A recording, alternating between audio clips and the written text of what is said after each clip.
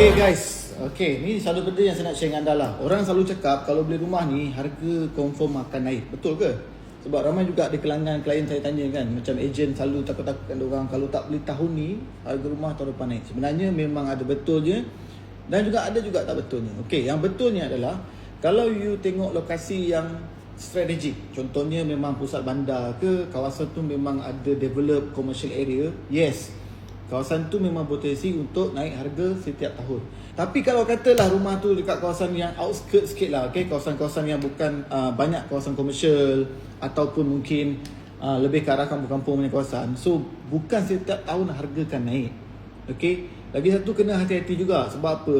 Okay, memang you rasa you nak invest kat property, tapi you kena faham, investment bermaksud you masuk dalam pelaburan tu, you kena sentiasa ada exit plan. Exit plan tu maksudnya adalah kalau beli rumah ni, tiba-tiba you nak pakai duit, tiba-tiba you rasa harga dah naik, you nak jual, you nak liquidify, you nak cairkan aset tu. Senang ke tak? Sebenarnya kalau rumah ni, dia sekarang ni kalau nak jual, dia bukan senang. Bukanlah kata tak boleh jual, tapi dia akan ambil masa proses untuk jual tu. Kalau katalah hari ni you nak pakai duit, bukan masuk hari ni you dapat duit, mungkin you akan masa 3-4 bulan baru dapat, kalau boleh jual lah. So dia tak sama macam emas. Emas hari ni you nak jual, pergi pajak je, tu dapat cash. Jadi kena hati-hatilah. Kalau nak tahu lebih lanjut kan boleh je tanya saya, no problem. Kita kongsi.